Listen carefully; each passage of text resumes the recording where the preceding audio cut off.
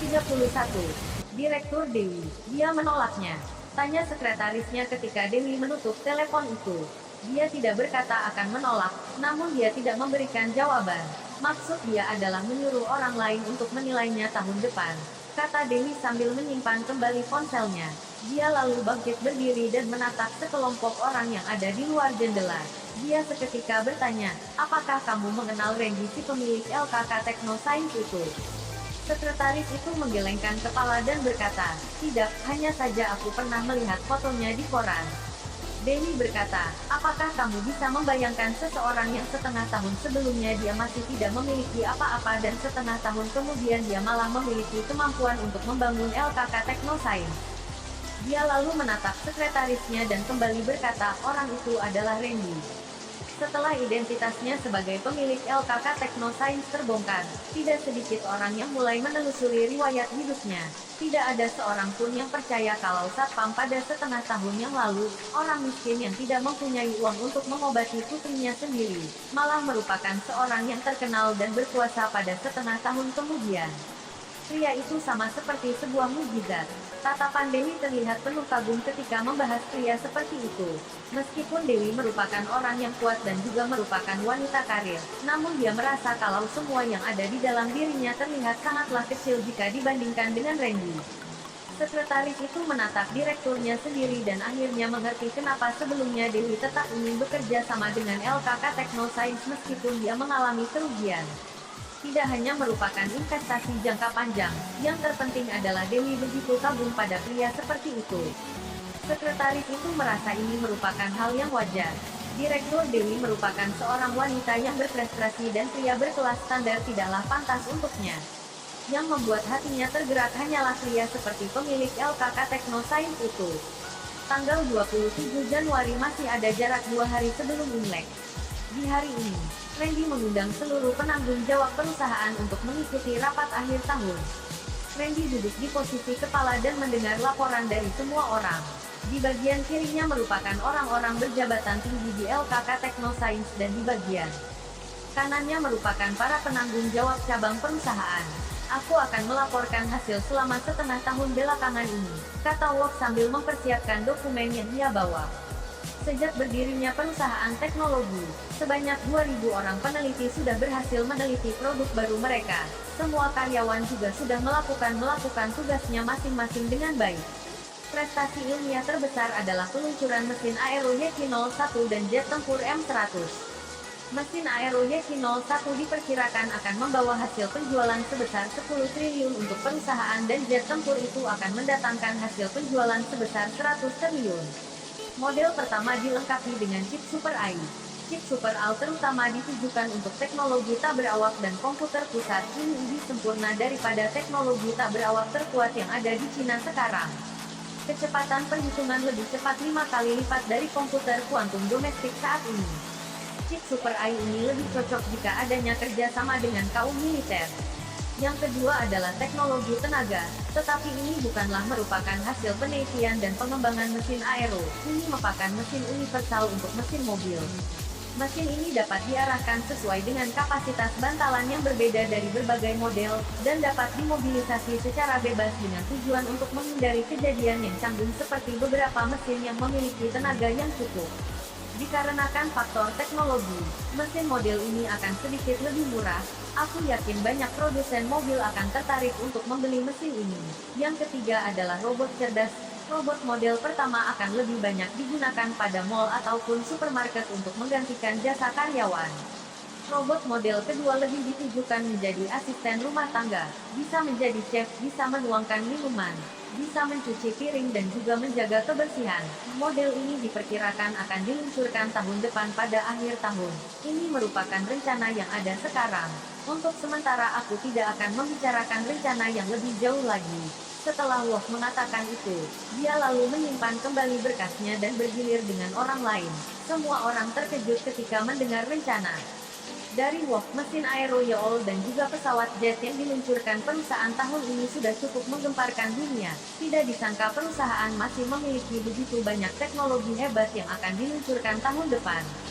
Jika chip Super AI diluncurkan, maka akan kembali menjadi sebuah teknologi yang digemari oleh seluruh dunia. Saat ini, teknologi komputer di China sudah berada di tingkat teratas di dunia, apalagi setelah China membentuk sebuah komputer kuantum pertama di dunia pada 2 tahun lalu. Tidak peduli apakah itu komputer atau komputasi kuantum, intinya ia telah berada di garis depan dunia. Tidak disangka LKK Technoscience lebih mengerikan. Pada awal tahun, mereka akan meluncurkan komputer kuantum dengan kecepatan 5 kali lipat dan dilengkapi dengan chip Super AI. Produk ini membuat begitu banyak negara ketinggalan dari China di dalam bidang teknologi komputer. Meskipun ini bukan merupakan penemuan baru, namun akan menjadi sebuah produk yang berkelanjutan. Yang akan diluncurkan selanjutnya merupakan mesin mobil. Ini ditujukan kepada para produsen. Meskipun tidak sehebat chip Super AI, namun mesin ini pasti akan mendatangkan keuntungan yang lebih banyak.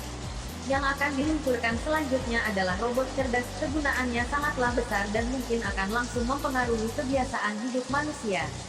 Robot cerdas juga akan menggantikan posisi karyawan biasa dan juga meningkatkan kemampuan produksi. Ini akan sangat membantu pada kehidupan yang akan datang. Tidak usah dibahas dulu kalau ada teknologi baru di masa depan.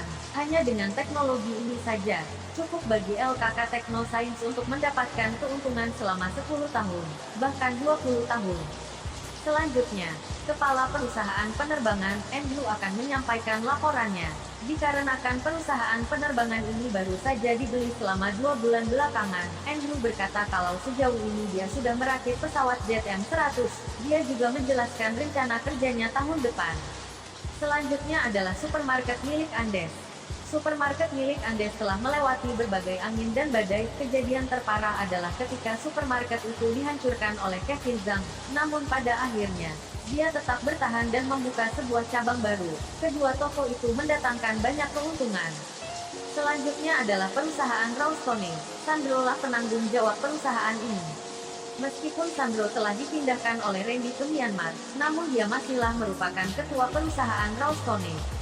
Dikarenakan bebatuan yang tidak hentinya diimpor dari Myanmar, menjadikan perusahaan Rawstone memiliki banyak penghasilan bulan ini. Selanjutnya, semua pandangan tertuju pada Patrick Xiao. Seharusnya Ronnie yang harus memberi laporan tentang distrik Kokang, namun dia memberikan kesempatan ini kepada Patrick agar dia bisa mengenal perusahaan ini dengan baik. Setiap selesai mendengar laporan dari seluruh penanggung jawab tadi, Patrick merasa sangatlah terkejut. Meskipun dia sebelumnya sudah tahu kalau Randy sangatlah kaya, namun setelah mendengar laporan tadi, dia semakin mengenal lebih dalam perusahaan ini dan betapa ngerinya perusahaan ini. Patrick lalu menatap Randy dengan rasa yang penuh kagum. Perusahaan teknologi sebesar ini ternyata dibentuk oleh seorang pria berumur 20-an. Ini benar-benar merupakan mukjizat. Patrick, segera beri laporan tentang kondisi yang ada di distrik Kokang dan juga rencana kalian ke depannya, kata Randy ketika melihat Patrick yang sedang melamun. Baik, Komandan.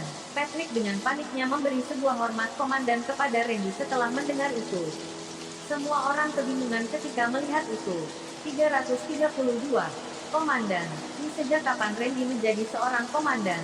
Semua orang menatap ke arah Randy dengan terkejut dan kembali menatap Patrick. Awalnya mereka sudah merasa sedikit aneh ketika melihat Patrick masuk dengan mengenakan pakaian militer. Tidak disangka dia malah bertindak senyata itu. Tentu saja orang-orang seperti Wolf dan Sandro juga mengetahui hal tentang Randy di Myanmar.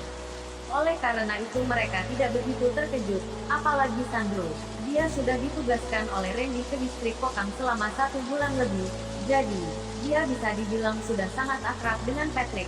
Lapor Komandan, selama 1 bulan lebih ini, kami menjalankan perintahmu dan sudah berhasil merekrut 10.000 orang. Kami juga sudah melatih 225 orang menjadi pilot, bahkan ke-7 panglima perang dengan sendirinya mencari kami untuk bekerja sama. Semua batu murni milik mereka telah dikirimkan ke pabrik kita untuk disaring. Sejauh ini, sudah disaring batu zamrud sebanyak 100.000 ton dari mereka. Diperkirakan jumlah itu akan mencapai 150.000 pada besok, dan juga di bawah pengawasan Direktur Sandro. Seluruh distrik Kokang sedang dibangun dengan cepat dan giat, diperkirakan akan selesai pada bulan 5. Ini saja yang ingin aku sampaikan. Terima kasih Komandan. Patrick kembali memberi hormat kepada Randy setelah mengatakan itu. Randy mengangguk dan berkata, "Silahkan duduk." Meskipun laporan dan juga perencanaan yang diberikan Patrick sedikit berantakan, namun Randy percaya kalau seluruh perencanaan itu akan selesai dalam kurun waktu yang sudah ditentukan. Distrik Kokang berada di daerah yang sangatlah miskin. Randy memberikan kebijakan preferensial kepada penduduk di sana dan bahkan membantu mereka membangun rumah. Dia juga mendukung mereka untuk berbisnis, tentunya mereka juga ikut di tengah pembangunan itu. Ketika Randy ingin mengakhiri rapat, semua orang terlihat begitu penasaran terhadap Patrick. Randy tersenyum dan berkata, "Baiklah, setengah bulan yang lalu, aku meminjam kekuasaan daerah Kokang selama 100 tahun kepada pemerintahan Myanmar. Di saat yang bersamaan, aku juga mempunyai 10.000 orang prajurit di sana dan kedepannya akan menjadi bagian dari perusahaan." Dia tidak ingin menutup semua ini. Namun setelah dia mengatakan itu, semua tatapan orang hanya berisi kekaguman. Di masa seperti ini, mungkin hanya Randy lah yang bisa meminjam kekuasaan tanah pada negara lain selama 100 tahun. Tentu saja, semua orang juga tahu kondisi Myanmar sekarang. Ditambah lagi 10.000 prajurit yang dibentuk oleh Randy. Semua orang tahu kalau pemerintah memberi sewa kepadanya karena ditaklukkan oleh kekuatan Randy. Di dalam negara ada militer pelindung, di luar negara ada penjajah tanah pribadi dan bahkan memiliki kelompok militer pribadi yang lebih besar lagi. Mungkin hanya Randy lah yang memiliki kekuasaan sebesar itu. Semua orang berpikir seperti itu dan merasa sangat kagum pada Randy. Ketika rapat berakhir, semua orang pun pergi ke ruang konferensi. Malam ini, LKK Teknoscience mengadakan acara malam tahun baru. Selain dihadiri oleh 3.000 orang karyawan perusahaan pusat, acara ini juga dihadiri oleh ratusan karyawan dari perusahaan cabang. Ini merupakan acara malam tahun baru pertama yang diadakan. Tentunya dengan skala yang begitu besar, tidak hanya menyewa chef bintang 5, juga mengundang para artis ternama untuk memberikan pertunjukan. Bahkan beberapa artis yang akan menghadiri acara malam tahun baru di stasiun televisi pun dijemput oleh Randy menggunakan pesawat pribadinya ke Yugoda setelah mereka melakukan latihan. Malam ini telah diundang 5 artis papan atas, 12 artis terkenal dan juga beberapa pemain drama singkat, komedian dan juga lain-lain. Kehadiran para artis itu membuat semua karyawan terlihat begitu gembira. Ini merupakan salah satu kesempatan bagi banyak karyawan untuk menonton para idola mereka dalam jarak yang dekat. Malam ini, banyak karyawan yang mulai mengirimkan foto ke emailin mereka agar karyawan dari perusahaan merasa iri. Setelah acara malam ini berakhir, Randy pun naik ke atas panggung dan mengucapkan selamat tahun baru. Semua orang lalu berbaris untuk menerima angpau darinya. Setelah itu, mereka pun resmi diliburkan. Angpau itu tidaklah memiliki isi yang banyak, setiap orang mendapat 2 juta, namun itu membuat semua karyawan merasa sangat senang. Gaji di LKK sudah sangatlah tinggi. Pada awal tahun, mereka juga masih mendapatkan bonus angpau. Ini sangatlah berperi kemanusiaan. Bos seperti ini sangatlah layak dikagumi dan dihormati. Dikarenakan beberapa para ilmuwan memiliki kontrak rahasia dengan perusahaan, maka mereka dan keluarga mereka lebih banyak pindah ke lingkungan perumahan yang telah disediakan oleh perusahaan. Bangunan di lingkungan perumahan itu berbentuk villa. Setiap ilmuwan mendapatkan masing-masing villa. Terdapat juga perumahan untuk karyawan. Perumahan itu disediakan untuk para manajer di kalangan menengah ke bawah. Mereka boleh membelinya kepada perusahaan tanpa tambahan bunga apapun. Ditambah lagi harga rumahnya yang lebih murah, hampir mencapai 50% dibandingkan dengan rumah di luar sana. Di area perumahan itu tentu saja dilengkapi beberapa mal besar, tempat hiburan, namun kebanyakan tempat itu tidak begitu ramai pengunjung. Terdapat juga sekolah, namun untuk sementara hanya disediakan TK dan SD, untuk SMP ke atas masih di dalam proses. Di tahun baru ini, banyak orang yang tinggal di area perumahan itu memilih untuk tetap tinggal di rumah saja. Oleh karena itu, Randy pun menjual seluruh barang di mall dengan setengah harga dan seluruh tempat hiburan digratiskan. Hari terakhir pada tahun ini, seluruh villa diterangi lampu warna-warni. Seluruh keluarga berkumpul menjadi satu dan terasa aura bahagianya. Namun Randy masih merasa ada sesuatu yang kurang. Dia tahu karena dirinya masih belum bisa menghubungi ayahnya. Setelah dia membunuh Isara Xiao, dia langsung menelepon ayahnya dan juga menghubungi Alex. Namun Alex berkata kalau dia tidak tahu di mana keberadaan Dian Lu sekarang. Dia sudah beberapa tahun tidak melihat ayahnya. Dulunya dia nakal, namun sekarang dia benar-benar rindu. Ayah, ibu menyuruhmu menghidupkan kembang api. Terdengar suara Kiki yang hendak menghampirinya ketika Randy melamun. Baiklah, ayo kita pergi menghidupkan kembang api, kata Randy sambil menggendong Kiki lalu berjalan ke arah luar. Ketika Randy keluar sambil menggendong Kiki, dia melihat Linda, Lisa, 3 ksatria margin dan beberapa orang lain sedang menunggu kembang api itu dihidupkan. 3 ksatria margin merupakan anak yatim piatu. Alex lah yang memberi mereka kesempatan dan menghidupi mereka. Awalnya Randy sedikit kecewa terhadap mereka, namun 3 ksatria margin begitu setia padanya. Oleh karena itu, Randy pun menerima mereka dengan sepenuhnya. Tahun ini, Randy menyuruh mereka bertiga untuk datang dan melewati tahun bersama. Meskipun ketiga orang itu belum menikah, namun mereka masing-masing sudah memiliki pacar dan juga dibawa ke sana. Tuan, mari, kamu yang memulai dulu, kata Troy sambil tersenyum. Baiklah, jawab Randy dengan tersenyum dan bergegas ke sana. Dia lalu mengeluarkan mancis dan membakar sumbu itu lalu berjalan mundur bersama Kiki. Tujuan utamanya adalah agar Kiki tidak terkejut. Kiki dan Randy berteriak keras tanpa merasa takut ketika melihat kembang api yang begitu indah melayang di atas langit. Setelah acara kembang api itu selesai, mereka sekeluarga lalu berkumpul dan menonton acara malam tahun baru di televisi sambil bermain mahjong. Randy memberikan uang sebesar 10 M untuk setiap orang agar dijadikan sebagai modal bermain mahjong. 3 ksatria margin merasa biasa saja karena mereka sudah tahu kalau Randy tidak akan merugikan mereka. 100 M ini hanyalah nominal yang kecil. Namun ketiga pacar mereka sangatlah senang bahkan hampir pingsan. Amelia juga begitu senang. Setelah Randy memberikan seluruh saham toko elektronik Tongjia miliknya kepada Linda, Amelia terus berusaha menyuruh Linda untuk memberinya sebuah pekerjaan. Linda pun terpaksa membiarkannya menikmati masa mudanya di perusahaan. Pada hari kedua, cuaca sangatlah bagus dan matahari sangatlah terik. Awalnya sekeluarga berencana pergi berliburan. Namun sebelum mereka berangkat, terlihat beberapa bos datang di depan pintu mereka. Oleh karena itu, Randy terpaksa membatalkan rencana liburan mereka. 333. Awalnya Randy berencana liburan bersama keluarganya selama beberapa hari. Namun siapa angka sekelompok gangster datang untuk berkunjung sebelum mereka berangkat. Orang pertama yang masuk adalah Wolf. Wolf membawa istrinya dan juga anaknya yang berumur 6 tahun itu. Mereka berkunjung dengan membawa sedikit hadiah. Tuan, selamat tahun baru, kata Wolf sambil tersenyum. Selamat tahun baru, selamat tahun baru, kata Randy sambil menerima hadiah yang dibawa oleh Wolf dan menyambut mereka masuk ke dalam rumah. Selamat tahun baru, Om, sapa Wandi, putra dari Wolf yang begitu sopan dan baik.